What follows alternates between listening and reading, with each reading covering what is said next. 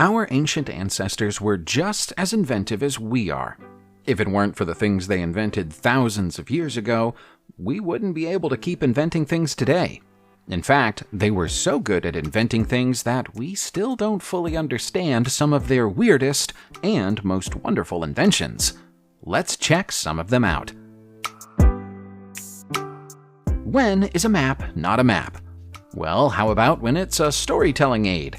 In 1885, a Danish team of explorers led by Gustav Holm made its way around the eastern coast of Greenland.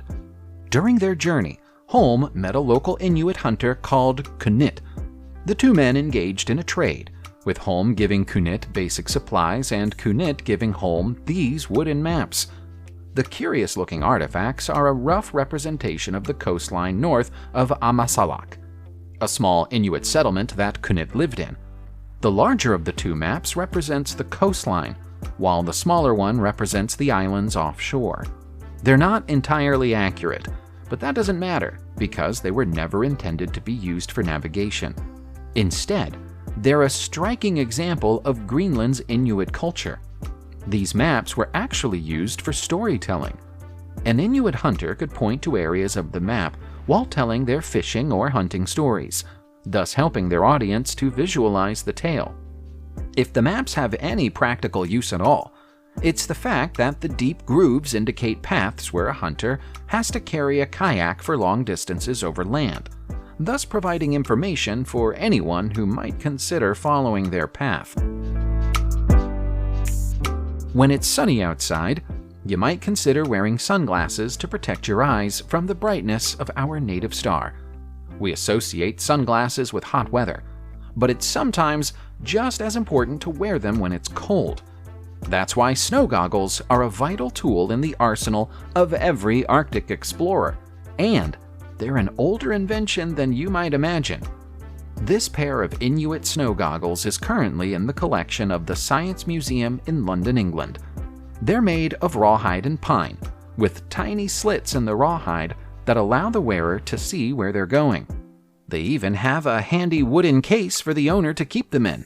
They'd still be useful for protecting your vision in the snowiest reaches of North America today, which is remarkable when you consider the fact that they were made in 1801.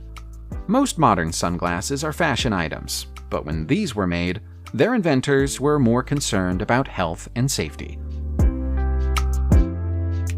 Siloam Tunnel is a remarkable feat of ancient engineering. It's an artificial water tunnel that was carved in the city of David on the outskirts of Jerusalem in the 8th century. We know the work was done during the 8th century BCE because of the Siloam inscription, which details the construction process and confirms it was created by two teams who started excavating from either end and met in the middle. From the several kinks in the tunnel, it's clear that a few directional errors were made before the workers arrived on the right path. Some people believe that the Siloam Tunnel is the conduit referenced in 2 Kings 20:20 in the Hebrew Bible, although that can't be proven. The tunnel runs from the Pool of Siloam to the Gihon Spring, and was most likely built during a time when Jerusalem was anticipating an imminent attack from the Assyrians. More water would have been required for the city to sustain itself during a siege, and the tunnel would have provided it. From end to end, the tunnel is 1/3 of a mile long. Considering that it was carved using hand tools, that's incredible. Iron